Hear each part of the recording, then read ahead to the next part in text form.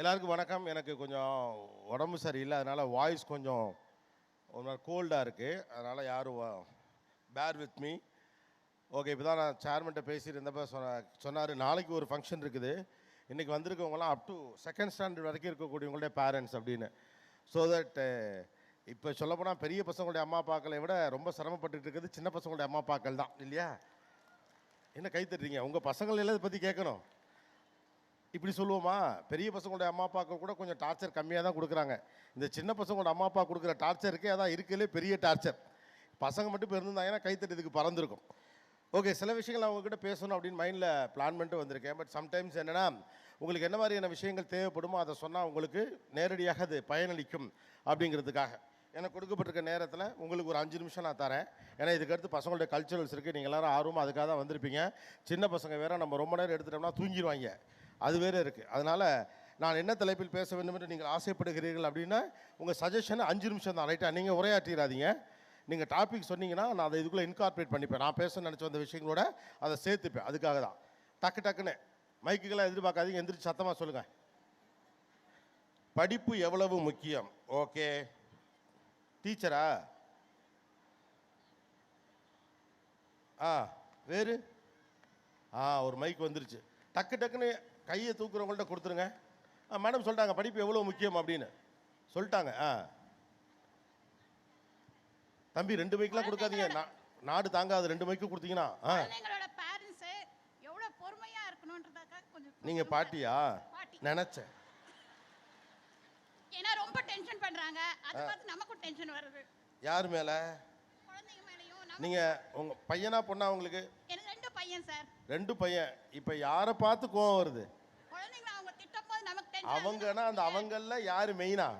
மருமக தான். அதானே. இதுக்கு எதுக்கு குழந்தைய நடுவில் கூட்டிட்டு வரீங்க? ஓகே, நம்ம எந்த பக்கமும் பேச முடியல சார். ரைட் தான், புரியுது. பொறுமையாக கையாள வேண்டும். அப்புறம் என்ன? அந்த தம்பிகிட்ட கொடுங்க. தேங்க்யூ. இப்போ ஆடியோ பெட்டராக இருக்கு. Good evening sir. Social media influence on the kids. Social media இப்போவே வா, இந்த ஏஜ் குரூப்புக்கு ஆன் கிட்ஸ். ஓகே, வேறு anything else? Hello sir, good evening. So அவங்க கேட்ட அதே கேள்வி தான் அம்மாவா நான் கேட்குறேன். இப்போ எல்லாருமே வந்து ஹார்ஷாக பண்ணாதீங்க, குழந்தைங்கள கொஞ்சம் சாஃப்ட் பேரண்டிங் பண்ணுங்கன்றாங்க. நாங்கள் தான் திட்டு வாங்கி அடி வாங்கி தான் வளர்ந்தோம். இப்போ எப்படி வளர்க்குறது சார்? உங்க சாஃப்ட் பேரண்டிங் பண்ண சொல்றாங்க, உங்களுக்கு கன்ஃபியூஷன் இருக்கு. ஆமாம் சார். உங்களை எல்லாம் அடிச்சாங்களா? நான் தான் நல்லா வாங்கியிருக்கேன். எத்தனை பேர் உங்க வீட்டில்? நானும் என் தம்பி. Okay, fine. சாஃப்ட் பேரண்டிங் பண்ண சொல்றாங்க, அது சரியான்னு கேட்குறாங்க சார். இங்கே நியூ ஏஜ் பேரண்டிங்கில் பேரண்ட்ஸ் பண்ணுற மிஸ்டேக்ஸ் கொஞ்சம் சொல்லுங்கள் சார். நியூ ஏஜ் பேரண்டிங்னா என்னது? அது இப்போ ஒரு பேரண்டிங் பண்ணிட்டு இருக்காங்க இல்லையா, அதில் இருக்க மிஸ்டேக்ஸ். அவங்க ஓவர் பேரண்டிங்னு அவங்கள குழந்தைங்களாவே இருக்க விடுறது இல்லை. ஓகே, உங்களுக்கு எத்தனை வயசு குழந்தை? எனக்கு ஒரு பையன் 10 வயசு. ஓகே, அவன் படிச்சுக்கிட்டு இருக்கையில அடிச்சாங்கன்னா நீங்கள் கேட்டிங்கன்னா இந்த படிப்பில் மட்டும் தலையிடாதீங்கன்னு சொல்லுவாங்களே? ஆமாம், தேவையில்லாமல் சாப்பாடை ஊட்டாத திணிக்காத, பசிச்சா அவனே சாப்பிடுவான்னு சொன்னால் சாப்பாட்டு விஷயத்தில் தலையிடாதுன்னு சொல்லுவாங்களே? கவலைப்படாதீங்க, தமிழ்நாடு முழுக்க அப்படி தான் சொல்கிறாங்க. இல்லை, நீங்கள் கொஞ்சம் அட்ரஸ் இல்லை, அதாவது இவர் பாஷா சொல்கிறார், வீட்டில் குழந்தை வளர்ப்பில் ஆம்பளைங்களுக்கு இடமே இல்லைங்க அப்படின்னு சொன்னால் வீட்டில் போனால் ப்ராப்ளம் வருங்கிறதுக்காக என்ன சொல்கிறாருன்னா, நியூ ஏஜ் பேரண்டிங்கில் இருக்கக்கூடிய காம்ப்ளிகேஷன்ஸ் பற்றி சொல்லுங்கள். பூவை பூன்னு சொல்லலாம், புஷ்பம்னு சொல்லலாம். நீங்கள் சொன்னதை நான் புரிஞ்சுக்கிட்டேன். ஒரு ஆண் மனசு ஒரு ஆணுக்கு புரியும்ல, ரைட்? சார், அப்புறம் ஆக்சுவலாக இந்த டாப்பிக்கு நான் பதில் சொல்கிறேன்னு உங்களை நான் காப்பாற்றினதுக்காக நீங்கள் என்னை தனியாக கவனித்து பரிசு கொடுக்கணும். சொல்லுங்கம்மா.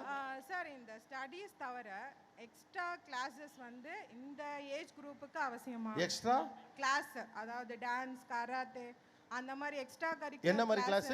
எல்லா கிளாஸஸுமே சார். என்ன கிளாஸ்னு? எக்ஸ்ட்ரா கரிக்குலர் கிளாஸஸ், அதாவது டான்ஸ் கிளாஸ், இந்த கராத்தே கிளாஸ், அந்த மாதிரி கிளாஸ் வந்து இந்த கேஜிஸ்க்கு அவசியமா அப்படின்ட்டு. ஓகே. Sir, one more. கோவி சார். சார், நீங்கள் வித்தவுட் கோட் நீங்கள் வந்துட்டு நீ என்னென்ன ஷோ பண்ணணும் சார்? பண்ணியிருக்கேனே நிறைய தடவை. இல்லை சார், பண்ணல சார்.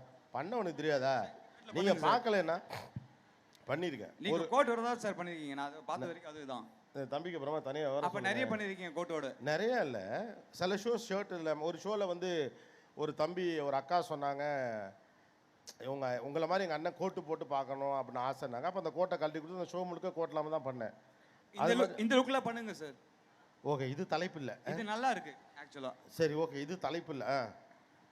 சோஷியல் மீடியா வந்து இப்போ சோஷியல் மீடியாவோட அவாய்ட் பண்ணவே முடியல. சோஷியல் மீடியாவை குழந்தைங்க கிட்ட இருந்து ஈவன் நம்ம வீட்டில் என்ன தான் கண்ட்ரோல் பண்ணாலும் நம்ம வீட்டை விட்டு வெளியே வரோம் அப்படின்னா டெஃபினட்டாக சோஷியல் மீடியாவோட அவங்க லிங்க் ஆகிற மாதிரி தான் இருக்குது. இல்லை அவங்க என்ன பண்ணுறாங்கன்னு 2வது படிக்கிற பிள்ளை சோஷியல் மீடியாவில் என்ன பண்ணுதுன்னு இல்லை மைக் நல்லா பக்கத்தில் வச்சுங்க. ஈவன் இன்ஸ்டாகிராமாக இருக்கட்டும், யூடியூப்ஸாக இருக்கட்டும். இல்லை 2ஆம் கிளாஸ் இல்லை மொபைல் யூஸ் பண்ணுறதே சொல்கிறேன் சார். இல்லைப்பா, நான் கேட்குறது உங்களுக்கு எத்தனை வயது குழந்தை?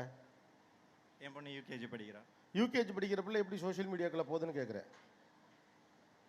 அதான் சார் இப்போ இருக்க ஜென்ரேஷனே அப்படிதான் இல்லை இருக்கு. யூகேஜி படிக்கிற பிள்ளை என்ன வயசு இருக்கும் எனக்கு சரியா புரியல. 4 வயசு இருக்குமா? இப்போ எங்கள் வீட்டில் நான் கண்ட்ரோல் பண்ணணும்னு நினைக்கிறா கூட நான் வெளியே வரேன் அப்படின்னா அவங்க தம்பி முதல்ல எனக்கு நான் புரிஞ்சுக்கிறதுக்காக கேட்குறேன். 4 வயசு பிள்ளை எப்படி சோஷியல் மீடியாக்குள்ள போகுதுன்னு கேட்குறேன்.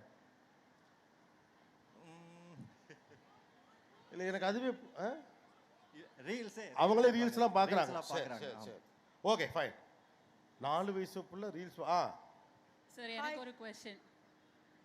இங்க இருக்கேன் உங்க லெஃப்ட். ஒரு நிமிஷம் அங்கேயிருந்து ஒருத்தங்க கேட்டுட்டு இருக்காங்க, சொல்லி முடிங்க. ஹாய் சார், எனக்கு எல்கேஜி படிக்கிற பையன் இருக்கு. நானும் நீங்களும் அப்படி படிச்சோமான்னு தெரியல. எதுக்கு என்ன கேக்குறீங்க? எனக்கும் முன்னாடி படிச்ச முதல்ல நான் எல்கேஜி படிச்சேனான்னு தெரியுமா? சரி நீங்க படிக்கல, நான் படிச்சேன். இப்போ என் பையன் படிக்கிற சிலபஸ் பார்க்கும்போது it is extremely difficult. Phonic சவுண்ட்னு சொல்றாங்க which we are not aware of. அது நாங்களும் தனியா போய் படிக்கணும் போல இருக்கு இதுக்காக. இன்னொன்னு 3 லாங்குவேஜ் பாலிசி. நம்மலாம் வந்து 2 லாங்குவேஜ் படிச்சு வளர்ந்துருக்கோம். இப்போ எனக்கே 3rd லாங்குவேஜ். நீங்க 2வது சொல்ற விஷயம் தனியா பேசணும், அது ஒரு பெரிய அரசியல் சப்ஜெக்ட். ஓகே, அது ஒரு மணி நேரம் ஆகும். ஓகே, முதல்ல சொன்னது வேணா நான் ட்ரை பண்றேன். ஏன்னா 2வது சொன்னது ஃபுல் டீடைலா சொல்லனா அது கரெக்டலாயிரும். சரி ஓகே, வேற சார் லாஸ்ட் ஒன் லெஃப்ட்ல இருக்கேன். ஆமா அவங்க சொன்னாங்களே மருமக, அது நான் தான். எனக்கு 2 விஷயம் உங்களோட ஒப்பீனியன் தேவை. முதல்ல பேரண்டிங் எஜுகேஷனல் இன்ஸ்டிடியூஷன்ஸோட பிரச்சனையை தாண்டி குழந்தைங்களுக்கு நம்ம கல்ச்சுரலாகவே ஒரு ஃபோரம் கொடுக்கறதில்ல. அவங்களோட பிரச்சனைகள் என்ன, அவங்க என்ன ஆசைப்படுறாங்க, ஒரு எஜுகேஷனல் இன்ஸ்டிடியூஷனில் என்ன எதிர்பார்க்குறாங்க, அப்பா அம்மா கிட்ட என்ன எதிர்பார்க்குறாங்கன்னு ஃபோரமே ஒன்று கொடுக்கறதில்ல.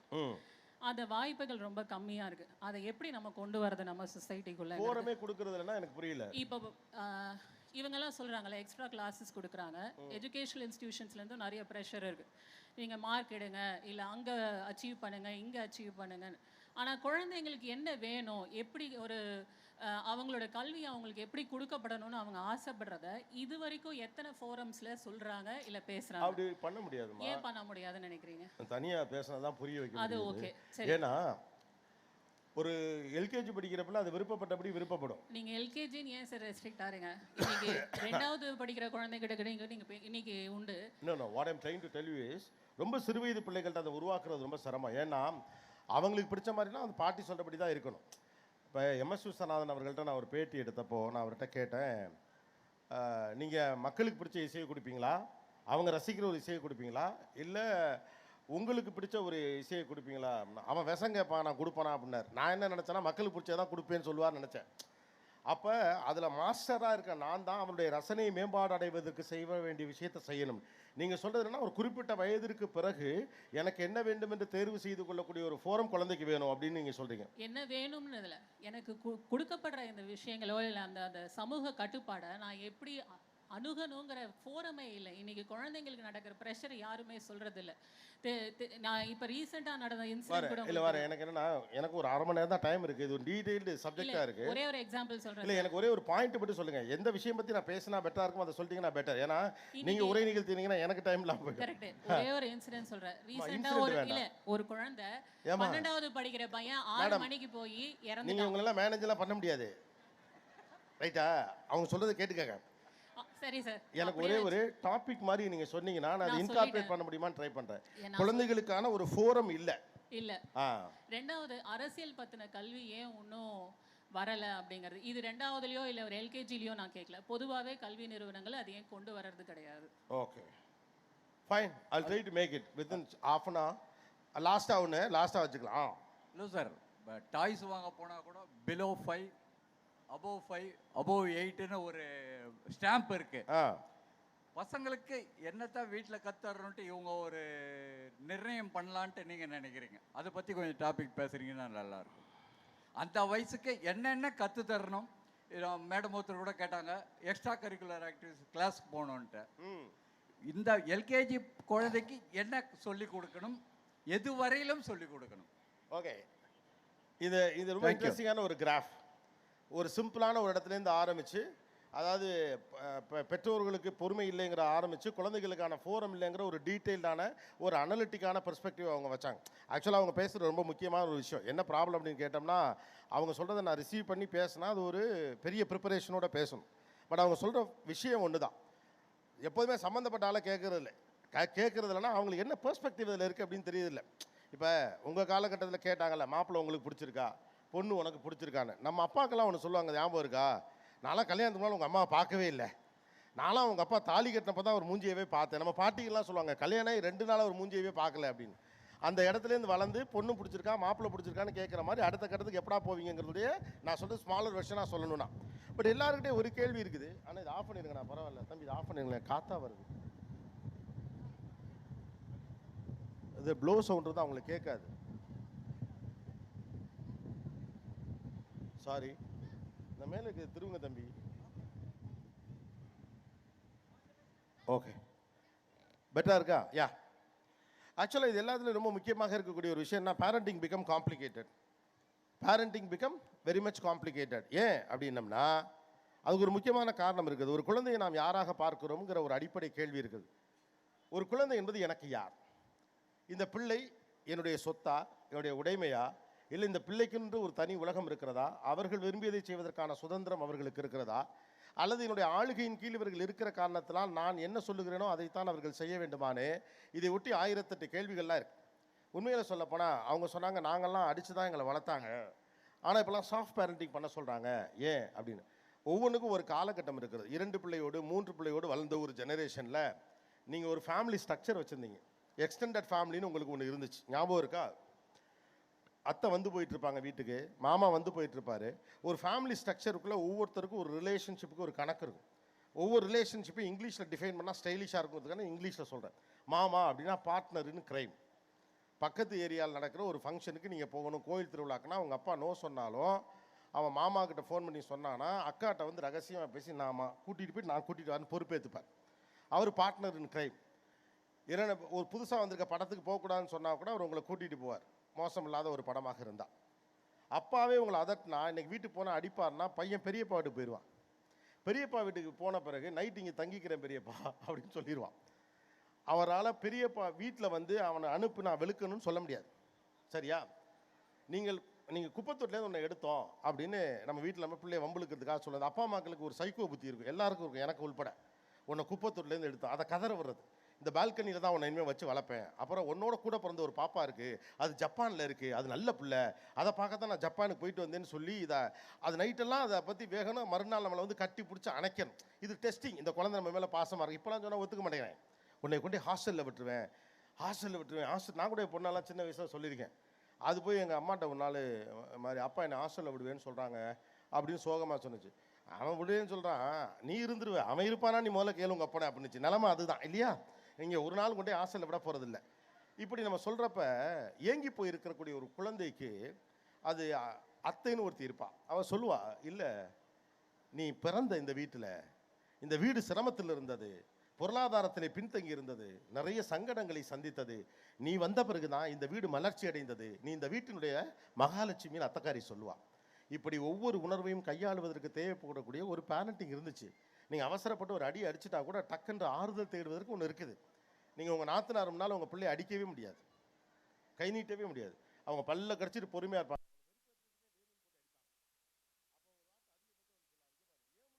அப்படிம்பாங்க. ஏன்னா அந்த முகம் அவள் அண்ணனின் முகம், அவங்க அப்பாவின் முகம், அது அந்த வீட்டு பிள்ளை. அந்த பிள்ளையை நீங்கள், அதுவும் குறிப்பாக ஆம்பளை பிள்ளைங்க நீங்கள் அடிச்சுன்னா தாங்க மாட்டாங்க. ஒரு கட்டத்துக்கு மேலே கோவம் வந்துச்சுன்னா விடுன்னு கையை பிடிச்சி இழுத்துக்கிட்டு அவங்க வீட்டுக்கு கூட்டிகிட்டு போயிடுவாங்க அத்தக்காரி. அங்கே போய் அவனுக்கு கரிசோர்லாம் போட்டு அவனை தேத்தி ரெடி பண்ணி அப்புறம் நீங்கள் உங்கள் புருஷனை கூட்டிகிட்டு வந்து சமாதானம் பேசி தான் அவனை நீங்கள் கூட்டிகிட்டு போக முடியும். இப்படி ஒரு எக்ஸ்டெண்டட் ஃபேமிலி சப்போர்ட் உங்களுக்கு இருந்துச்சு. அப்போ எல்லோரும் சேர்ந்து பிள்ளையை வளர்த்தீர்கள். பிள்ளைக்கென்று நிறைய உறவு இருந்தது. ஒரு குறிப்பிட்ட ஏரியாவில் நீங்கள் பல வருஷமாக இருக்கீங்க அப்படின்னு சொன்னால் அந்த ஏரியாவில் ஒரு அங்கிள் எந்த வேலையும் பார்க்காம சும்மா இருப்பார். அந்த அங்கிள் அந்த ஏரியாவே வழி நடத்திக்கிட்டு இருப்பார்.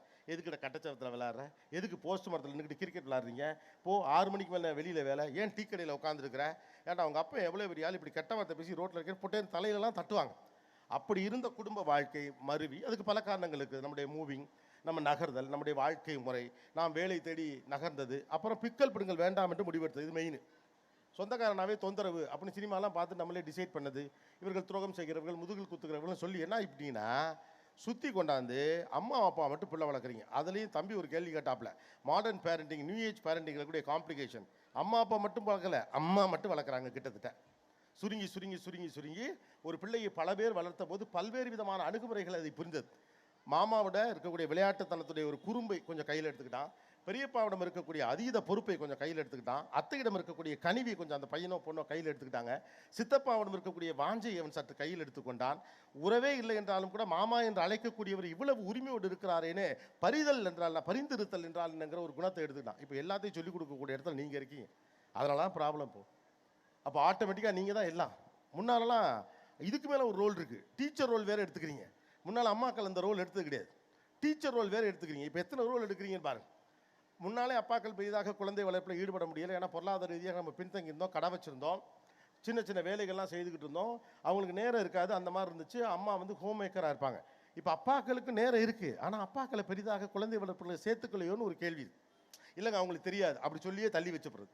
ஆணுக்கு இது ஒரு சௌரியம், ரைட்டு, நமக்கு தெரியாதுன்னு சொல்லி தள்ளி வைக்கிறேன், நம்ம போய் ஷட்டிலுக்காக விளையாடுவோம் அப்படின்னு. அப்படி தள்ளி வைப்பதுடைய அடையாளமே உங்களை ஆட்டத்தில் சேர்த்துக்காமல் அதிகாரத்தை கைப்பற்றுவதான் என்பது ஆண்களுக்கு புரிவதே இல்லை.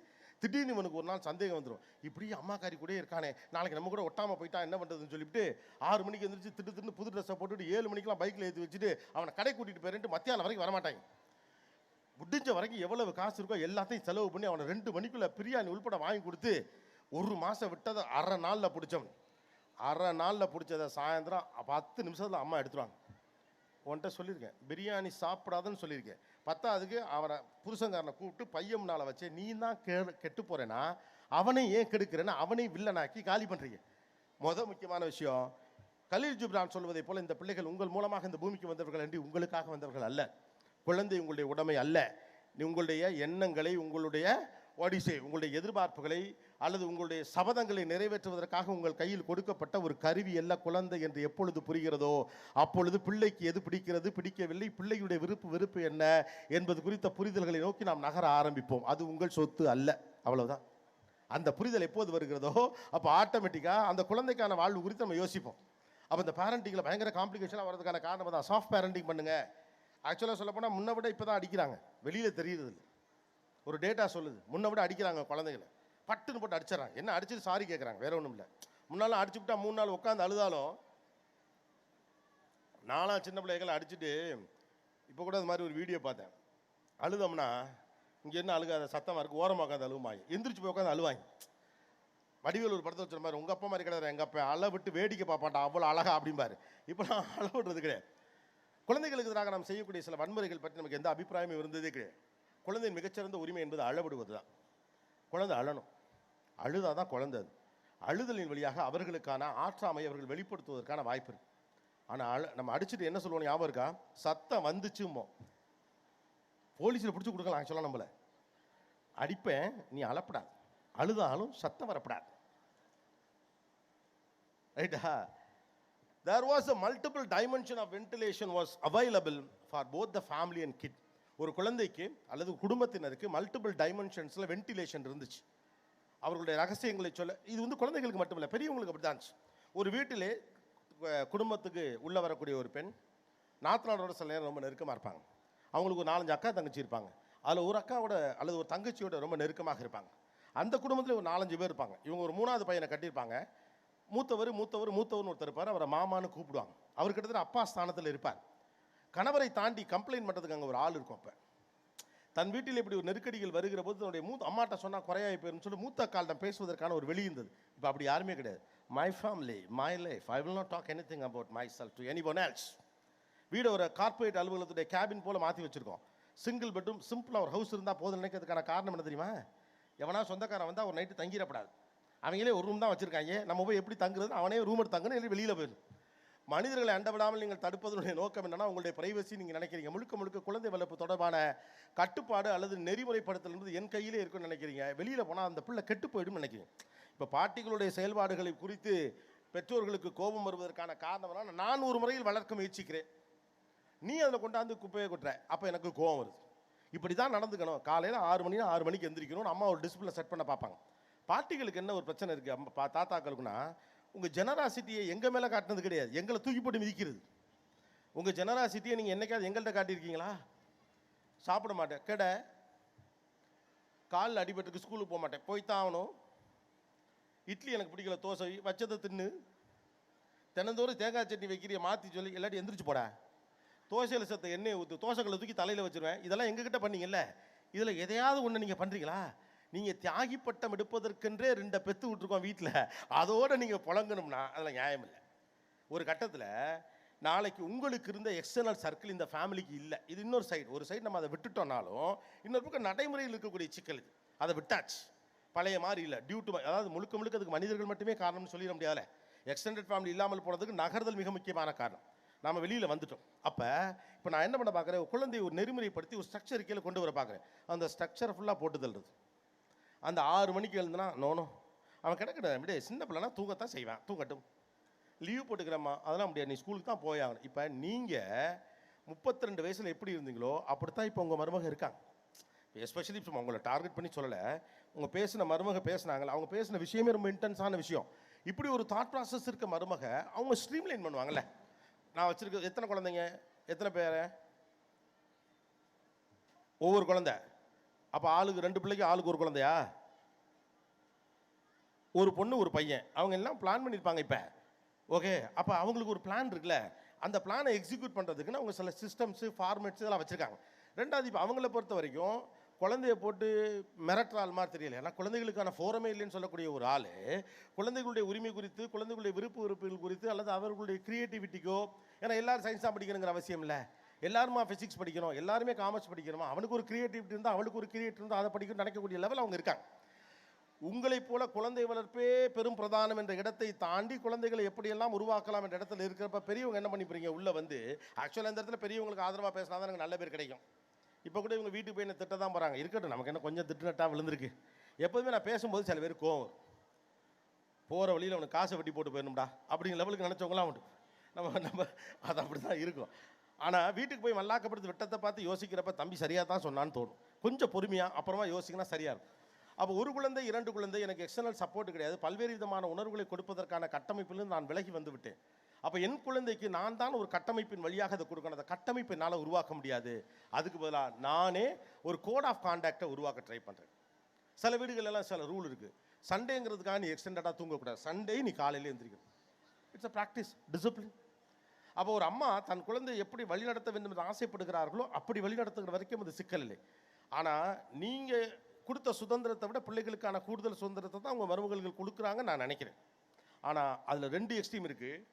பாட்டிமார்களும் தாத்தாமார்களும் ஏன் பேரப்பிள்ளைகளில் மட்டும் அப்படி நடந்து கொள்கிறார்கள் அப்படின்னா, ஒரு வாழ்வியலில் 2 தெரிகிறது. ஒன்று எது சரியாக செய்தோம் என்று தெரிகிறது, இன்னொன்று இதை இப்படி செய்திருக்கக்கூடாது என்று தெரிகிறது. இதை எப்படி செய்திருக்கக்கூடாது என்று அவர்களுக்கு காலம் கடந்த பிறகு ஒரு அனுபவம் வருகிறதோ அந்த அனுபவத்தை தான் சொல்கிறாங்க, நான் இப்படி பண்ணினேன், வேண்டாம் நீ அதை பண்ணாத. ஒரு குழந்தையுடைய பால்யத்தில் அவர்களுக்கு சேர வேண்டிய மொமெண்ட்ஸை க்ரியேட் பண்ணி கொடு. பிள்ளை விளையாடட்டுப்பா, 4 பேர் போய் சந்தோஷமாக இருக்கட்டும், நல்லது கெட்டதுக்கு போகட்டும். ஆக்சுவலாக இந்த இடத்துல பாட்டிமார்கள் ரொம்ப தேவைப்படுகிறார்கள். They believe in moments, because அவங்களுக்கு அந்த மொமெண்ட்ஸ் அவங்க பிள்ளைங்களுக்கு அவங்க க்ரியேட் பண்ணல, அது அவங்களுக்கு க்ரியேட் பண்ணிக்கலாம். நீங்கள் கவனிச்சு பாருங்கள், சொந்தக்கார தாயவில் கல்யாணம் நோ கூட்டு போகிறதில்ல, சிம்போசியம் கட்டாயம் கூட்டிகிட்டு போயிடும்.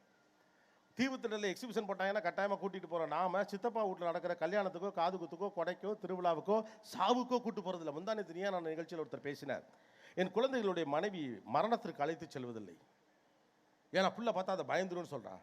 ஆனால் சமூகமாக ஒரு மரணத்தை குழந்தை பார்க்கணும்ல, நாளை நானும் செத்து போவேன் என் பிள்ளைக்கு தெரியணும்ல. மரணம் என்பது பிறப்பை போல இயற்கையான ஒன்று, எல்லோருக்கும் நேரும் என்று தெரியணும்ல. அது தெரியாமல் ஒரு பிள்ளை வளர்ந்தால் அவன் எப்படி இருப்பான், அதை என்னுடைய வீட்டில் பார்க்குறேன். டிவியில் ஏதோ ஒரு கேரக்டர் எப்பயோ செத்து போனால் கூட அப்பா அழுறான் என் பையன், அப்பா நீயும் செத்துருவியான்னு சொல்லிட்டு. மரணத்தை ஒரு குழந்தை எப்படி எதிர்கொள்வான், சந்தோஷத்தை ஒரு குழந்தை எப்படி எதிர்கொள்வான், பலதரப்பட்ட மனிதர்களும் எப்படி அவன் பேசுவான். அப்போ பொது நிகழ்ச்சிக்கு இந்த கட்டமைப்புகள் அது இல்லை. அங்கே தான் ப்ராப்ளம் வருது. லீவை போட்டுட்டு ஊர் திருவிழாவுக்கு வான்னு ஒரு மாமியார் சொல்கிறப்ப நோ பையனுக்கு ஸ்பெஷல் கிளாஸ் இருக்குது அப்படின்னு சொல்லி பாட்டிக்கு கோபம் இருக்குது. ஏன்னா வாழ்க்கை முழுக்க அவனுடைய மனதில் இருக்க போகிற ஒரு அற்புதமான ஒரு மொமெண்ட்டை கிரியேட் பண்ண போகிறது அதுதான். பல்வேறு தரப்பட்ட மனிதர்களோடு சேரணும். அதை எல்லாத்தையும் வெறும் ஸ்ட்ரக்சுரல் ப்ரோக்ராம்ஸ் தான் உங்களுக்கு கொடுக்குன்னு நம்ம நம்ப ஆரம்பிச்சிட்டோம். ஒரு சிம்போசியம் கொடுக்கும், ஒரு எக்ஸிபிஷன் கொடுக்கும், அல்லது வந்து ஒரு ஆர்ட் கேலரியில் போயிட்டு அரை மணி நேரம் சுற்றினா அது கொடுக்கும். கிடையாது. பல்வேறு விதமான முகங்களை குழந்தைகள் சந்திக்கணும். குறிப்பாக நீங்கள் வைத்திருக்கக்கூடிய ஏஜ் பிள்ளைங்க பல்வேறு விதமான ஒலிகளை கேட்கணும், பல்வேறு விதமான நிறங்களை பார்க்கணும். இந்த மாதிரி ஸ்கூல் கல்ச்சுரல்ஸ் எல்லாம் ஏன் பண்ணுறாங்கன்னு உங்களுக்கு தெரியுமா? பண்ணுறவங்களுக்கு தெரியுமான்னு எனக்கு தெரியல. இந்த கல்ச்சர் எப்படி எவால்வ் ஆகி வச்சுன்னு வந்து உங்களுக்கு தெரியுமா? ஏன் லைட்டு போடுறோம், ஏன் இந்த மாதிரிலாம் அந்த போட்டு விட்றாங்க பாருங்கள். வந்து நின்னோம்னா இந்த பாருங்க ஃபுல்லாக இறஞ்சி கிடக்குப்ப வண்ண ஒளிகள் விளக்கு எல்லாத்தையும் கவனிச்சு பாருங்கள். எங்கெல்லாம் குழந்தைகள் கூடுகிற சந்தர்ப்பம் இருக்கோ, கூடுகை இருக்கிறதோ, அங்கெல்லாம் பலவிதமான வண்ணமயமான ஒளி விளக்குகள் இருக்கும். டெக்னாலஜி வந்த பிறகு வித்தியாசமாக கால மாற்றம் ஏற்பட பண்ணிக்கிட்டே இருப்பாங்க. இதெல்லாம் குழந்தைகளுக்கான கியூரியாசிட்டியை உருவாக்குறதா, வேற ஒன்றும் இல்லை. அவர்கள் பலவிதமான முகங்களை பார்க்கணும், பலவிதமான குரல்களை கேட்கணும், பலவிதமான சத்தங்களை கவனிக்கணும், பலவிதமான ஷேப்ஸில் பார்க்கணும். உயரம் குறைவான, அகலமான, பள்ளமான, நீளமான, இப்படி பலவிதமான இடத்த பார்க்கணும். இதெல்லாம் ஒரு வாழ்க்கை முறையில் இருந்துச்சு. இது எல்லாத்தையும் நீங்கள் இப்போ சிலபஸ் ஆக்கி மாற்றி வச்சுருக்கீங்க. அதுதான் இப்போ சிக்கல். அப்போ அந்த இடத்துல இப்போதைய நியூ ஏஜ் பேரண்டிங்கில் நீங்கள் கவனிக்க வேண்டிய விஷயம், அவர்களை வெளி உலகத்திற்கு அழைத்து செல்லுங்கள். வேறு மனிதர்களோடு பேசுவது எப்படி என்றது அப்போ தான் தெரியும். இன்றைக்கி ஆர்டிஃபிஷியல் இன்டெலிஜென்ஸுங்கிற ஒரு பெரிய டெக்னாலஜி உள்ளே வந்துருச்சு. நீங்களாம் கம்ப்யூட்டர் இன்டர்நெட் ஈராவுடைய பிள்ளைகள். ஆக்சுவலாக சொல்லப்போனால் உங்கள் பிள்ளைங்கள்லாம் உங்கள் ஜெனரேஷனே கிடையாது. உங்களுக்கும் உங்கள் அப்பா அம்மாவுக்கும் இருக்கக்கூடிய இடைவெளியை விட உங்களுக்கும் உங்கள் பிள்ளைகளுக்குமான இடைவெளி தான் ரொம்ப பெருசு. ஏன்னா நீங்கள் பார்த்தது ஒரு ஒரு வேவில் வந்தால் இன்டர்நெட்டுக்கு ஒரு பெரிய வேவ். ஆனால் ஆர்டிஃபிஷியல் இன்டெலிஜென்ஸ் மான்ஸ்டர் வேவ் அப்படின்னு சொல்கிறான். நீங்கள் கூகுளில் போயிட்டு அள்ளி நோண்டிட்டு வந்தீங்க, கொட்டி இந்த மம்பட்டியில் வெட்டிட்டு வந்தீங்களா, இவன் அப்படிலாம் கிடையாது. எக்ஸாக்டாக என்ன வேணுமோ கேட்டு வாங்கிட்டு போயிடுவான். வாங்கிட்டு போயிடுவாங்க. அப்போ இந்த பிள்ளைகளுக்கு தேவைப்பட போகிறது என்ன? கருவிகளின் துணை கொண்டு வேலை செய்வதல்ல அடுத்த தலைமுறை பிள்ளைகளின் தேவை. நம்முடைய தேவை என்ன? கருவிகளின் துணை கொண்டு வேலை செய்தல், இன்டர்நெட்டின் வழியாக வேலை செய்தல், கம்ப்யூட்டரை வைத்துக்கொண்டு வேலை செய்தல், ஃபேக்ஸ் மிஷின் வழியாக வேலை செய்தல். ஒரு காலகட்டத்தில் ஃபேக்ஸ் எடுப்பு தெரிஞ்சவங்களாம் பெரிய புச்சால், ஞாபகம் இருக்கா? சயின்டிஃபிக் கால்குலேட்டர் வச்சுருந்தா அவன் பெரிய பணக்காரன். நான் படித்தப்பெல்லாம் வீட்டில் எவன் வீட்டில் கலர் டிவி இருக்கா அவன் பணக்காரன். ரைட்டா? இப்போ அவன்கிட்ட சயின்டிஃபிக் கால்குலேட்டர் ஒன்று போய் சொல்லி பாருங்களேன், சிரிச்சு வாங்க. இதுக்கெல்லாம் ஒரு மேட்ரு வச்சுருந்தீங்க. கருவிகளின் துணை கொண்டு வளர்ந்த ஒரு காலகட்டத்தில் நீங்கள் இருக்கிறீர்கள். இவர்கள் கருவியை மிஞ்சுகிற காலகட்டத்தில் இருக்கிறார். This is very unit understanding. பேரண்டிங்கிறது காலத்திற்கு ஏற்றார் போல் மாறணும். நாங்கள் வளர்த்த மாதிரி நாங்களாம் அடி வாங்கி தான் வளர்ந்தோம், இப்போ அப்படி இல்லைங்கிறீங்கள. அப்போ இருந்த சென்சிட்டிவிட்டி வேறு, இப்போ இருக்கிற சென்சிட்டிவிட்டி வேறு. அப்போ வீட்டிலே 10 பேர் இருப்போம், அடிக்கல 4 பேர் முன்னாடி அழுவாங்க. அது தப்பு இல்லை, சப்மிசிவாக இருக்கிறது தப்பு இல்லை, அதில் ஒன்றும் இஷ்யூ இல்லை இருந்துச்சு. இப்போ அப்படி கிடையாது. டீச்சர்களே கை வாங்க விட மாட்டோம், அதட்டவே விட மாட்டேங்கிறமே. இப்போ சொல்கிறீங்களே சாஃப்ட் பேரண்டிங்னு, டீச்சர்கள் அதட்டினாலே சோழி முடிஞ்சு. மறுநாள் ஆட்டோ போட்டுட்டு 5 பேர் வந்துடுறாங்க. அம்மா, அம்மம்மா, பெரியப்பா, சித்தப்பா மற்றும் உறவினர்கள் தங்கள் நல்வரைவு நாடும்னு கல்யாண பத்திரிகையில் எவன் பேர்லாம் போட்டோமோ அவ்வளோ பேர் வராங்க. நாங்களே எங்கள் பிள்ளைய ஒன்றுமே சொன்னதில்லை, நீங்கள் எப்படி சொல்ல போச்சு? என்ன? வணக்கம் சார், வாங்க. என்ன சொல்லிவிட்டார் அப்படின்னா, ஏன் ஹோம்ஒர்க் பண்ணல, என்ன நினச்சிக்கிட்டு இருக்க நீ, அவ்வளோதான் சொன்னது, வேற ஒன்றும் இல்லை. நானே என் பிள்ளை ஒத்த பிள்ளை கருவேப்பிள்ளை கொத்து மாதிரி வச்சிருக்கிறேன், நீ எப்படி பேச போச்சுங்கிறோம். அப்போ குழந்தைங்களை ரொம்ப சென்சிட்டிவாக மாற்றுறது நாம தான். அதுக்காக தான் சொல்கிறோம், இன்சென்சிட்டிவாக அல்லது அவர்கள் எதிர்கொள்ள விரும்பாத சூழ்நிலைகளுக்கு நீங்கள் கூட்டு போனாதான் அவர்கள் கருவிகளை மிஞ்சுகிற வேலையை செய்ய முடியும். இப்போ நீங்கள் கருவிகளை மிஞ்சக்கூடிய வேலைகள் என்பது என்ன? எம்பத்தி, ஹியூமனிட்டி, கான்வர்சேஷன், கம்யூனிகேஷன், கான்ஃபிடன்ஸ். இதுதான். மீது எல்லாத்தையும் கருவி செஞ்சிடும். கோபிநாத்துடைய ப்ரொஃபைல் அப்படின்னு ஒன்று நீங்கள் தேடணும்னா என்ன கேட்கணுங்கிற எந்த அவசியமும் இல்லை. ரைட்டா? இப்போ கூட இங்கே ஒரு ப்ரொஃபைல் போட்டாங்க, நிறைய தப்பெல்லாம் இருந்துச்சு. நான் ஜோடி நம்பர் 1லாம் நான் டிவியில் பார்த்துருக்கேன், நான் நடத்துனதெல்லாம் இல்லை. ஓகே, இதான் சரியானதை கண்டுபிடிக்கும். இன்னும் கூட நம்ம பழைய ஜென்ரேஷன் இவங்களை வந்து ஆர்டிஃபிஷியல் இன்டெலிஜென்ஸில் பண்ணியிருப்பாங்க. இவங்க கூகுளில் பார்த்துருக்காங்க. இதை தயாரித்த டீச்சர் அல்லது யாரோ ஒருத்தர் இதை கூகுளில் பார்த்துருக்காங்க. ஆர்டிஃபிஷியல் இன்டெலிஜென்ஸ் இன்னும் கொஞ்சம் பர்ஃபெக்டாக சொல்லியிருக்கும். அதுக்கப்புறம் கிராக்கிட்ட போயிட்டு அடாஸ் 4 கிட்ட பேசுவான், இது ரொம்ப கரெக்டான பார்த்து சொல்லு. நம்மளாம் எல்எல்எம் பற்றி பேசியிருக்கலாம், எஸ்எல்எம் பற்றி பேசுகிறாங்க. when we people are talking about large language model, the next generation is talking about small language model, short language model. அதுக்குள்ளே போயிட்டாங்க. அப்போ இங்கே என்ன தேவைப்படுதா? இந்த ரெண்டுக்குமான வித்தியாசம் தான் இப்போ குழந்தைகள் வளர்ப்பு. பாயிண்ட் நம்பர் 1, கருவிகளின் துணை கொண்டு வளர்ந்த ஒரு சமூகம் நீங்கள், நான். ஓகே, நான் கூட கருவிகளின் துணை கொண்டு வளர்ந்த சமூகம்னு சொல்லிட முடியாது. நீங்களெல்லாம் இப்போ ஒரு 2 வயசில் 5 வயசில் குழந்தை வச்சிருக்கக்கூடியவர்கள் கருவிகளின் துணை கொண்டு வளர்ந்த சமூகம். அதுக்கு ஒரு ஆட்டிடியூட் இருக்குது. கருவியை மிஞ்சுகிற ஒரு தலைமுறையை உருவாக்க வேண்டிய இடத்தில் இருக்கிறவர்கள் என்ன மாதிரியான உணர்வுகளை இந்த பிள்ளைகளுக்கு நீங்கள் கொடுக்கணும்? நீங்கள் டீச் பண்ண வேண்டியது எம்பத்தி தான், நீங்கள் டீச் பண்ண வேண்டியது கம்யூனிகேஷன் தான், நீங்கள் டீச் பண்ண வேண்டியது கான்வர்சேஷன் தான். எதிர்மறை மனிதர்களோடு சேர்ந்து எப்படி புழங்க வேண்டும் என்ற புரிதல் இல்லாத பிள்ளைகள் ஒன் வே கம்யூனிகேஷன் இருப்பாங்க. ஏற்கனவே அவங்க ஒன் வே கம்யூனிகேஷன்லாம் இருக்காங்க. ஏன் பசங்க ரொம்ப சென்சிட்டிவாக இருக்காங்க? They speak to Google, they speak to artificial intelligence machines, they speak to Alexa. இல்லையா? அன்னைக்கு போகிறேன், ஏன்னா சும்மா வம்பளுக்கிறதுக்காக என் பொண்ணை ரூமில் பக்கத்து ரூமில் இருந்தால் அவள்கிட்ட போயிட்டு பாப்பா மணி என்னன்னு சொல்லு அப்படின்னா தலைக்கு மேலே கிளாக் இருக்குது. அவள் அலெக்ஸா வாட்ஸ்அப் டைம்னு அப்படிங்கிறா. இங்கே நமக்கு எதுக்கு தலை நிமிர்ந்து பார்த்து சொல்ல வேண்டியதானே அப்படின்னா அவள் சொன்னா அப்போ whatever said Ajanta clock is just 450 rupees, Alexa is always better அப்படிங்கிற. அப்போ அவங்களுக்கு இது இஷ்யூவே தெரியாது. பாரு இப்போ வரவ பிள்ளைகள்லாம் சோம்பேறியாச்சு, தலை நிமிர்ந்து பார்த்து அதுக்கு வலிக்குது, பக்கத்தில் இருக்க அலெக்ஸாட்ட கேட்குது. அதுக்கு முன்னால் ஒருத்தர் சூரியனை பார்த்து சொன்னான், அவன் நம்மள என்ன சொல்லியிருப்பான், இவங்களுக்கெல்லாம் சூரியனை பார்த்து மணி சொல்ல தெரியல அப்படின்னு இருப்பான். இதெல்லாம் சாதனையா? அதெல்லாம் ஒன்றும் கிடையாது. அந்தந்த காலகட்டத்தில் அவங்களுக்கு எது பெரிய டிவைஸோ அதுதான் பெரிய டிவைஸ்.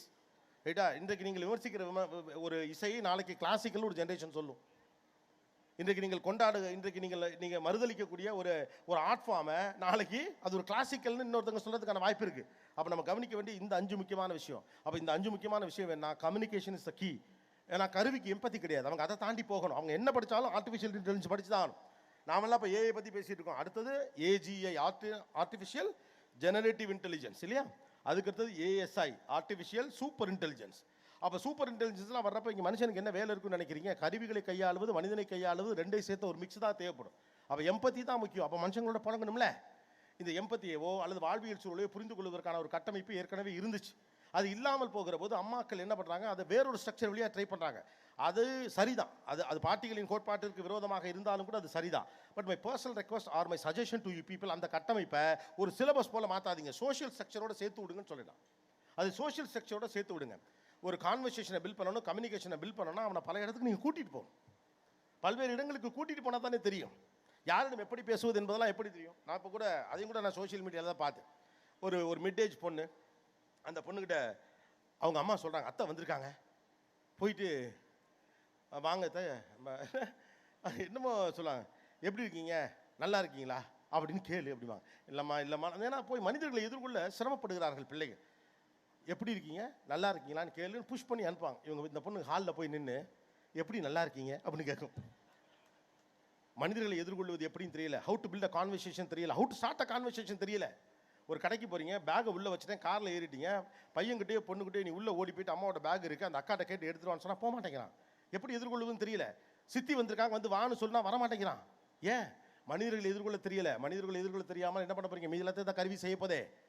அவள் ஹியூமனிட்டி எப்படி வரும், எம்பத்தி எப்படி வரும்? Let them talk to people. அவனுக்கு சம்மந்தமில்லாத ஆள் இருக்கட்டும். உங்களுக்கெல்லாம் வெவ்வேறு விதமான மனிதர்களோடு உறவு இருந்தது ஞாபகம் இருக்கா? முருங்கைக்கீரை எடுத்துக்கிட்டு ஒரு அம்மா வீட்டுக்கு தினந்தோறும் வரும். அந்த அம்மாவுக்கு உங்களுக்குமே ஒரு ரிலேஷன்ஷிப் உண்டு. கார்னர் கடையில் ஒருத்தர் இருப்பார், அண்ணன் காசு இல்லைன்னா முட்டாய் கொடுப்பாரு, அப்பாட்ட சொல்லிடாதீங்க அப்படின்னா அவர் நமக்கு ஃப்ரெண்டாக இருப்பார். மனிதர்களோடு புழங்கணும், நமக்கு எதிரான மனிதர்களோடு நம்ம புழங்கணும். ஒரு சித்தப்பா பிடிக்காது, இருந்தாலும் அவர் பெரிய மனுஷன், சித்தப்பாட்ட போய் எப்படியா நடந்துக்கிறது அப்படின்னு நம்ம வளர்ந்த பிறகு தெரியும், இருந்தாலும் நம்ம சித்தப்பா நல்ல மனுஷன் தான் போட்டுருக்கு, அப்போ நமக்கு பிடிக்கலன்னு.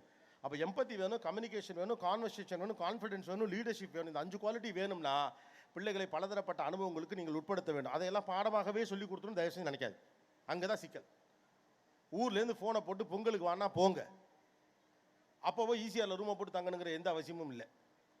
கடலை வேடிக்கை பார்ப்பது, படகில் பயணம் செய்வது, எதெல்லாம் உங்களால் ரிச்சான எக்ஸ்பீரியன்ஸ் நினைக்கிறீங்களோ அதுதான் பெருசு நினைக்கிறீங்க. No, the smallest moments are the richest experiences. அவனுங்களுக்கு அவன் கசின்ஸோடு இருக்க தான் பிடிக்கும். நீங்கள் தான் அப்படி சொல்லிட்டு இருக்கீங்க. நீங்கள் என்ன நினைக்கிறீங்க? அதில் ஒருத்தர் கெட்ட வார்த்தை பேசுகிறான், பேசிட்டோம், அது கெட்ட வார்த்தைன்னு தெரிஞ்சால் தானே அது பேசக்கூடாதுன்னு தெரியும். அவன் கெட்ட வார்த்தை பேசுகிறான். அப்பார்ட்மெண்ட்டில் எல்லாருடையும் சேர வருதில்லை, அம்மாக்களின் தோழிகளின் பிள்ளைகளோடு மட்டும்தான். இது நீங்கள் என்ன நெட்வொர்க் வைக்கிறீங்களா என்ன? உங்களுக்கு 4 பேரோட சண்டை இருக்கும் உங்கள் வாட்ஸ்அப் குரூப்பில். எல்லாம் அப்பார்ட்மெண்ட்டில் இருப்பீங்க, ஒரு 10 லேடிஸ் சேர்ந்து எல்லாம் சேர்ந்து ஒரு வாட்ஸ்அப் குரூப் ஆரம்பிங்க. அதுக்கு V10 அப்படின்னு ஒரு பேர் வச்சுப்பீங்க. நாங்கள் 10 பேர் அப்படின்னு சொல்லிட்டு ஒரு பேர். 4 நாள் தான் V5ன்னு ஒரு குரூப் உருவாகும். அந்த 10ல் 5 தனியாக போயிடும். அடுத்த 5 நாளில் V3ன்னு ஒரு குரூப் உருவாகும். இந்த பக்கம் V2ன்னு ஒன்று, மேலே இருக்க 5லேருந்து V2ன்னு ஒன்று பிரிஞ்சு அதில் 5 இருக்கும். இதில் V3ன்னு ஒன்று உருவாகும். கடைசியில் பார்த்தா V2வே 4 குரூப் இருக்கும். ஒரு வாட்ஸ்அப் குரூப். இதில் ஒரே ஒரு கேரக்டர் மட்டும் அந்த 10 குரூப்லையும் இருக்கும். இருக்கா? நடக்குதா இல்லையா? ஏன் இப்போ ஸ்கூல் இருக்கே, ஸ்கூலில் வாட்ஸ்அப் குரூப் வச்சுருப்பீங்களா? அம்மாக்கெல்லாம் அப்பாக்கெல்லாம் இந்த தொந்தரவுக்கெல்லாம் போகிறதே கிடையாது. சார் சொல்லுங்கள் சார், ஃபோன் பண்ணி பேசிடுவாங்க. என்ன ப்ராப்ளம் சார், சொல்லுங்கள் சார், சரிங்க சார், பார்த்துருவோம் சார், ஓகே சார், வந்துடலாம் சார், செஞ்சிடலாம் சார், அவ்வளோதான், முடிஞ்சு போச்சு. சொல்லுங்கள் ப்ரோ, ஷெட்டிலுக்காக விளையாடையில் பேசி முடிச்சுருவாங்க ஒரு டீ கடையில். இதுக்கு ஒரு வாட்ஸ்அப் குரூப் வேண்டாம் வரப்பா, பிள்ளைய பற்றி காண்டாமிருகன்னு பேர் வச்ச கதையா ஒரு வாட்ஸ்அப் குரூப் ஆரம்பிச்சு, ஐயய்ய அந்த அம்மா ரொம்ப மோசம், இதை பேசுறதுக்கு ஒரு வாட்ஸ்அப் குரூப். கடைசியில் இந்த வீட்டுல இருக்கக்கூடிய 2 பேருடைய குழந்தைங்களும் அட்டாச்சாக இருக்கும். ஒரு குழந்தைக்கு தன்னுடைய நட்பை தேர்வு செய்து கொள்வதற்கான ஒரு ஸ்பேஸை நீங்கள் உருவாக்கி கொடுக்கணும்ல. எல்லாரையும் நீங்கள் சரியாக கண்டுபிடிச்சு சேர்த்துடலாம் முடியாது. அம்மாவின் சாயலில் அவளோடு மன உணர்வுகளுக்கு ஒத்துப்போகிற ஒருவன் தான் பிள்ளையின் தோழனாகவோ தோழியாகவோ இருக்க முடியும் என்பதே நிந்தனை தானே. அப்போ அப்படி விடுங்க, அவங்க போகட்டும், உள்ளே விடுங்க, அவன் சூஸ் பண்ணுவான், நல்லது கெட்டது என்னன்னு தெரியட்டும், வழி நடத்துங்க. அதை நான் வேணான்னு சொல்ல. நீங்கள் எல்லாத்தையும் பாடமாக மாற்ற முயற்சிக்காது. எக்ஸ்ட்ரா கரிக்குலர் ஆக்டிவிட்டீஸ் வேணுமான்னு கேட்டிங்கல்ல, அது இப்போ வேணும்னு கேட்டால் நான் பர்சனலாக நோ தான் சொல்லுவேன். குழந்தை விளையாடணும், கசின்ஸோடு இருக்கணும், குடும்பத்துக்குள்ளே உறவாடணும், அது நல்லது கெட்டது பண்ணணும், அடம் பிடிக்கணும். இப்போல்லாம் என்ன பண்ணுறீங்க, குழந்தை அடம் பிடிக்கக்கூடாது, சத்தியம் தேட்டரில் சத்தம் போடாமல் இருக்கிற பிள்ளை நல்ல பிள்ளை. என்ன நான் சமீபத்தில் அடம் பிடிக்கிற பிள்ளையை பார்த்தேன், ரொம்ப நாளாச்சு. பொக்கடையார் கோயில் திருவிழாவில் பலூன் வாங்கி கொடுக்கலங்கிறதுக்காண்டி மண்ணில் புரண்ட பரம்பரை நம்ம பரம்பரை இல்லையா? தனக்கு வேண்டியதற்காக சண்டை செய்யாத ஒரு குழந்தை எப்படி நாளை தனக்கு கிடைக்காத ஒன்றுக்காக போராடும்? How can you expect a kid who doesn't have any idea? எப்படி போராடும்? நீங்கள் என்ன நினைக்கிறீங்கன்னா, மாடர்ன் சொசைட்டியினுடைய நெளிவு சிறுவுகளுக்கு பொருந்துகிற ஒரு குழந்தை. குழந்தை என்பது காட்டார். 30 வயதில் நீங்கள் உங்களுக்கு இருக்கக்கூடிய நெளிவு சிறுவுகள் ஒரு குழந்தைக்கு இருக்க வேண்டும் என்ற அவசியம் இல்லை. மாலில் தரையில் படுத்து அழும் குழந்தை உங்கள் மரியாதையை கெடுப்பதாக நீங்கள் நினைக்கிற வரைக்கும் ஒரு குழந்தை தானாக வளராது. என்ன கேட்டால், நான் மாலில் ஒரு பையன் நான் ஒரு ரீசெண்டாக பார்த்தேன், நான் ஓடி போய் அவனை தூக்கிட்டேன். ஏன்னா ரொம்ப நாளாச்சு நான் அப்படி ஒரு பிள்ளையை பார்த்தேன். ரொம்ப ஒபீடியன்ட் பிள்ளையெல்லாம் வளர்த்து பூரா பேரும் இப்படியே இருக்கான். சொல்லுங்க. ஆனால் என்ன சொல்லுங்க, அவன்கிட்ட அப்புறமா உத்வேகத்தோடு இருக்க வேண்டும், போராட வேண்டும், ஜோடி நம்பர் 1 ஆட வேண்டும், சூப்பர் சிங்கரில் பாட வேண்டும், நீயானாவில் கலந்து கொள்ள வேண்டும், கோபிநாத்தை விட நீ வேகமாக பேச வேண்டும், நம்பிக்கையே ஒளி. என்ன ஒளி? என்ன சொன்ன அவன்கிட்ட?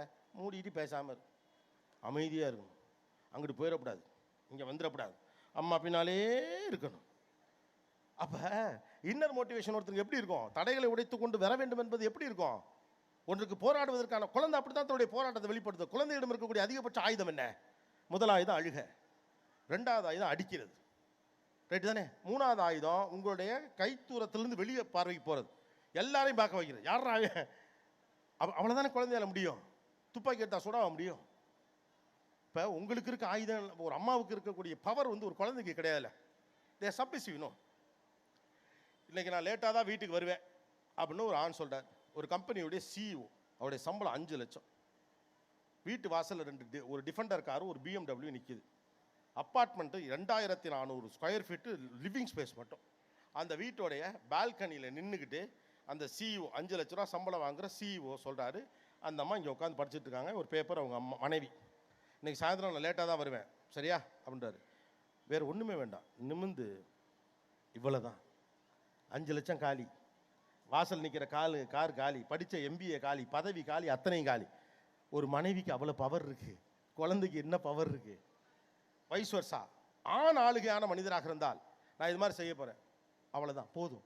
அப்போ உங்கள் அதிகாரத்தை வெளிக்காட்டுவதற்கான ஒரு இடம் அல்லது குழந்தை தன் அதிகாரத்தை எப்படி தன்னுடைய இயலாமை எப்படி வெளிக்காட்டும்? ஒரு குழந்தைக்கு இருக்கக்கூடிய ஆற்றாமையை குழந்தைகள் வெளிப்படுத்துவதற்கு உங்களுடைய சமூக அந்தஸ்து பிரச்சனையாக இருக்கிறால் ப்ராப்ளம் உங்கள்கிட்ட தான் இருக்கு. இந்த உலகம் குழந்தைகளுக்குமானது, இந்த உலகம் குழந்தைகளுக்குமானது. It's an inclusiveness. முழுக்க முழுக்க அதிகாரம் பெற்ற பணம் படைத்த நம்முடைய ஆளுகைக்கு உட்பட்டதல்ல இந்த உலகம். இந்த குழந்தைகளுக்கென்று ஒரு வாழ்க்கை இருக்கிறது, அவர்களுக்கென்று ஒரு உலகம் இருக்கிறது. அந்த உலகத்துக்குள் சஞ்சரிப்பதற்கு தோதாக அவர்களுக்கு வாழ்க்கையை நீங்கள் உருவாக்கி கொடுக்கணுமே ஒழிய, நீங்கள் கட்டமைத்து கொண்டிருக்கக்கூடிய நவீனம் என்று நீங்கள் நம்பக்கூடிய பாலிஷ்டு பாஷ் லைஃப் ஸ்டைல் என்று நீங்கள் நம்பக்கூடிய ஒன்றுக்குள் ஒன்றுமே தெரியாத ஒரு குழந்தையை கொண்டு வந்து பொருத்த முடியும் என்றால் முடியாது. அப்படி நீங்கள் பொருத்தினா அந்த குழந்தைங்க ஃபேக்காக இருப்பாங்க, ரொம்ப பேச மாட்டாங்க, வெளிப்படையாக இருக்க மாட்டாங்க.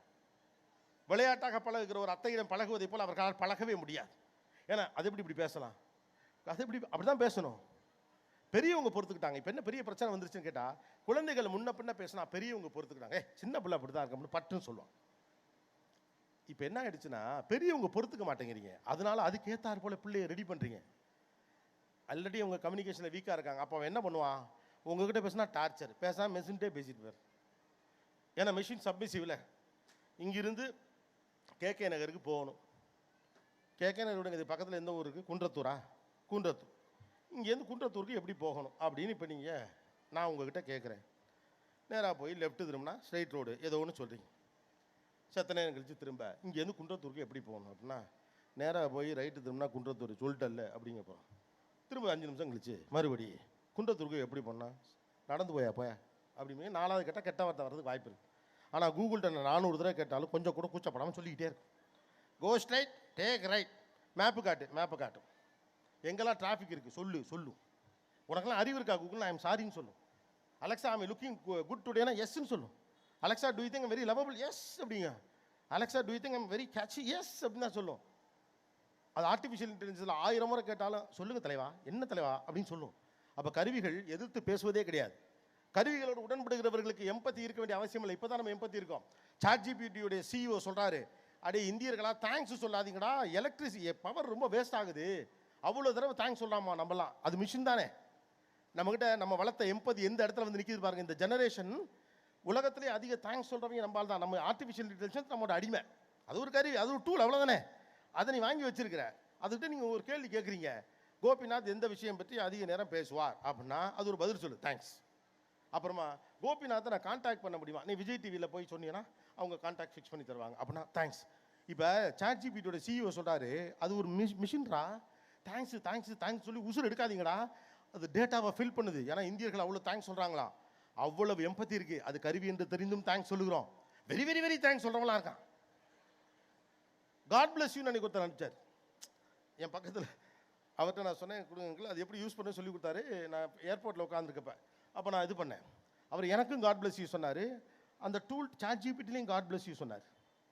தேங்க்ஸ் அது 5 எழுத்து, காட் பிளஸ் இன்னும் நீளமாக இருக்குது.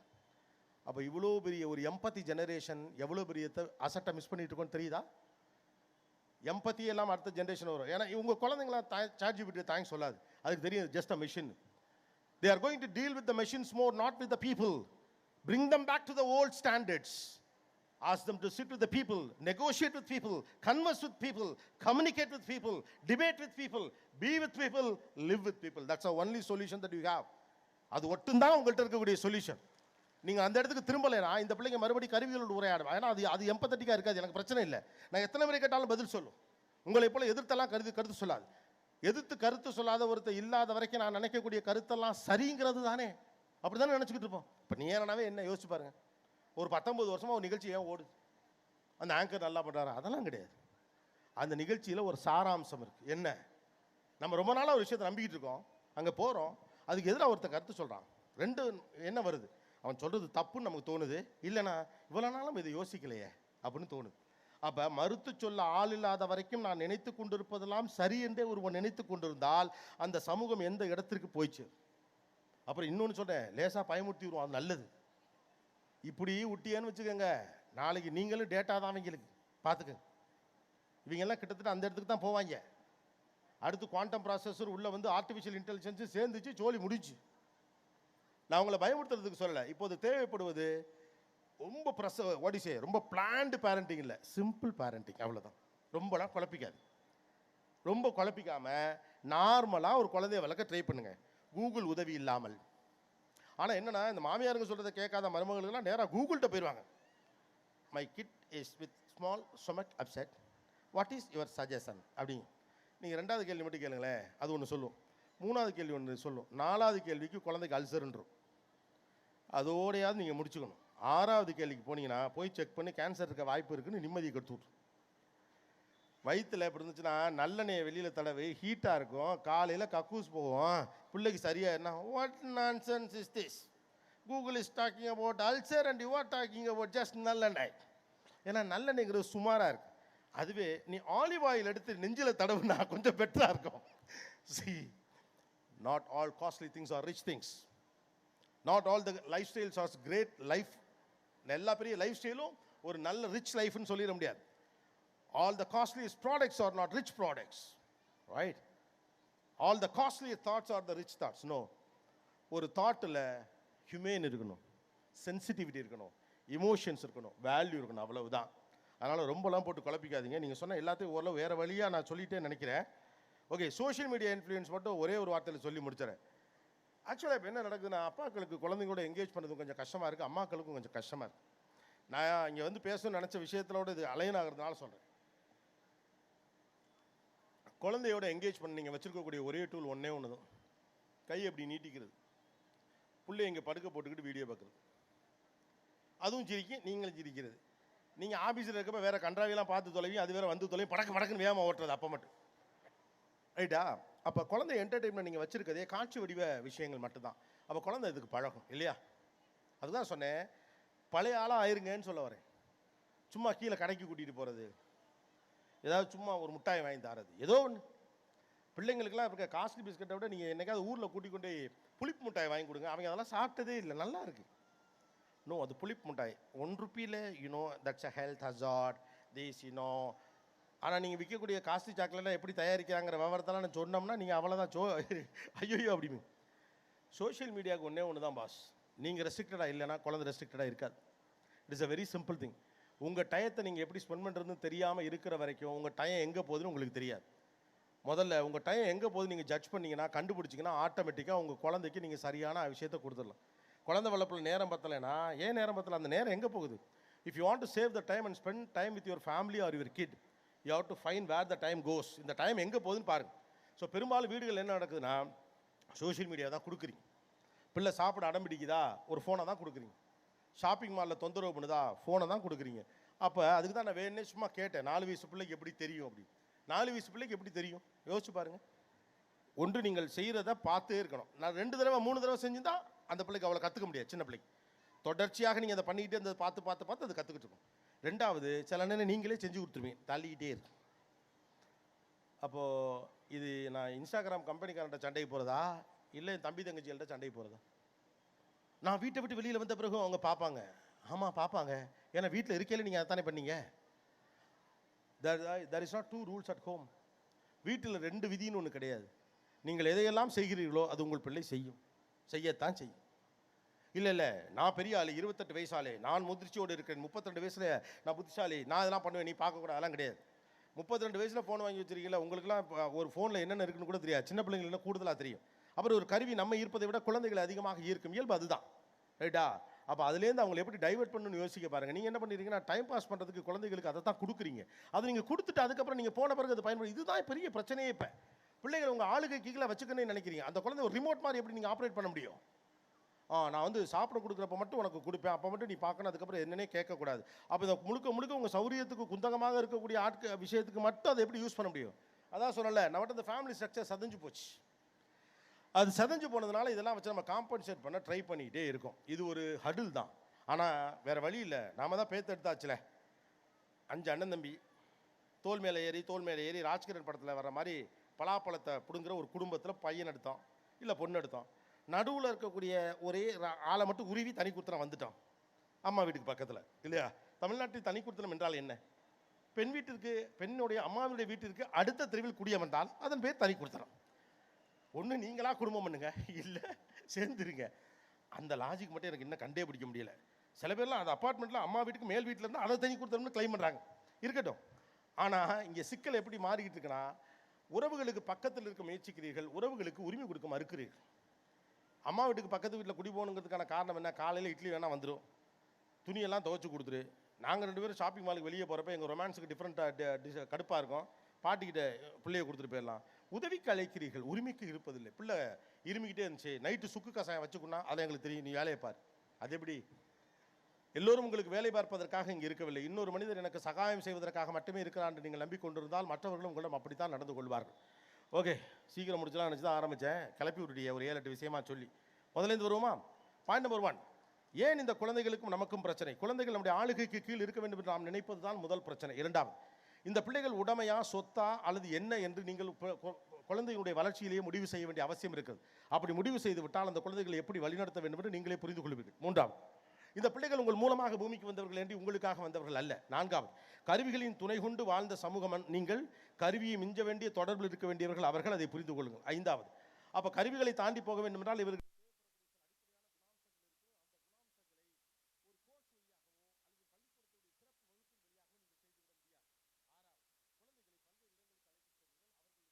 முரண்படாத, அவர்களுக்கு கருத்துக்கு முரண்படக்கூடிய இடத்துக்கு கொண்டு போங்கள். வித்தியாசமான கான்வர்சேஷனோடு அவங்க உடன்படுகிற போது மட்டும்தான் சரியானவர்கள் தவறானவர்கள் இது புரிந்து கொள்ள முடியும். 7வது, குழந்தைகளை சப்மிசிவாக மாற்றாதீங்க. உங்களுடைய சமுதாய அந்தஸ்துக்கு விரோதமாக இருக்கக்கூடியவர்கள் செயல்கள் எல்லாத்தையும் நீங்கள் மட்டுப்படுத்தி கொண்டே இருந்தால் குழந்தைகளுடைய இயல்பு தன்மை பாதிக்கப்படும். 8வது, குழந்தைகளுடைய சர்க்கிளை பில்ட் பண்ணுறதுல அவங்களுக்கும் கொஞ்சம் உரிமைகளை கொடுங்கள். குறைந்தபட்சம் குறிப்பிட்ட வயதுக்கு பிறகாது. உங்களுடைய சர்க்கிளுக்குள்ளே யாரெல்லாம் உங்களுக்கு கம்ஃபர்டபுளாக இருக்காங்களோ அவங்களோடு மட்டும்தான் குழந்தைகள் பழக வேண்டும் என்று நினைக்காதீர்கள். 9வது குழந்தைகளை சாஃப்ட் பேரண்டிங் பண்ணணும், அந்த பேரண்டிங் பண்ணணும், மாடர்ன் ஏஜ் பேரண்டிங் பண்ணணும், அதெல்லாம் ஒன்றும் வேண்டாம். சின்ன சின்ன விஷயங்கள் வீட்டில் இருக்கக்கூடிய பெரியவர்கள் அனுபவமே போதுமானது, அதை கையில் எடுத்துக்கலாம். உங்களுக்கு சந்தேகமாக இருந்தால் எல்லாருக்கும் டாக்டர்ஸ் இருக்காங்க, அவங்கள்ட்ட பேசிக்கலாம். அதுக்காக அந்த பெரியவங்களாட்டே ஒரு பிரச்சனை இருக்குது. நான் உனக்கு அதுதான் கொடுத்தேன், நீயும் அதே கொடு. எங்கள் அம்மா கிரேப்ஸ் வாட்டர் தான் சாப்பிட்டுச்சு, உட்வாஷ் கிராப்ட் வாட்டர் தான் நீயும் சாப்பிடலாம் சொல்லக்கூடாது. காலம் மாறிக்கிறதுக்கு மாதிரி நீங்கள் மாறிக்க வேண்டியதான். பேரண்டிங்கிறது ஒவ்வொரு ஏஜ் குரோன் ஆக ஆகிறப்ப மாறிக்கிட்டே இருக்கு. பிள்ளைகளோடு நேரம் செலவிடுங்கள், வெளியிடங்களுக்கு கூட்டி போங்கள், அவர்களுக்கான உறவுகளை உருவாக்குங்கள், அவர்களுக்கான சொத்து அதுதான். அதை பண்ணிட்டாலே ஆட்டோமேட்டிக்காக அந்த 10 பாயிண்டில் 2 பாயிண்ட் தேறிட்டாலே போதும். ஏதோ ஒரு இடத்துல குழப்பம் கொஞ்சம் தீர்றதுக்கான வாய்ப்பு இருக்குது. அப்புறம் 11வது பாயிண்ட், இந்த சோஷியல் மீடியா விஷயத்தில் எந்த கருத்தை நான் சொல்ல விரும்பலை. நீங்கள் நிறுத்தாத வரைக்கும் பிள்ளைங்க அதை நிறுத்துறதுக்கான எந்த வாய்ப்பும் கிடையாது. கொஞ்சம் பழமைக்கு திரும்ப வேண்டியிருக்குது, நம்முடைய வேல்யூஸை கொஞ்சம் எடுத்துகிட்டு வர வேண்டியிருக்குது. 12வது பாயிண்ட்டு, இந்த 5 விஷயத்தை ஞாபகம் வச்சுங்க. Communication, conversation, leadership, what I set, empathy, humanity. இந்த 5 தான் இனிமேல் தேவைப்படும். இதெல்லாம் சாதாரணமாக கிடச்சிடும். டெக்னாலஜி ஈஸியாக கிடச்சி பசங்க ரொம்ப ஈஸியாக படிப்பாங்க. படிப்பது அவங்களுக்கு இனிமேல் சிரமம் கிடையாது. ஹியூமன் ஸ்கில்ஸ், லைஃப் ஸ்கில்ஸ் அவங்களுக்கு ரொம்ப முக்கியமானது. 12 பாயிண்ட் சொல்லியிருக்கேன் நினைக்கிறேன். தேங்க்யூ. சந்திரக்காற்று நம் ஜன்னலில் வீசட்டும், சரித்திரம் நாளை நம் சாதனை பேசட்டும். நன்றி, வணக்கம், குட் லக்.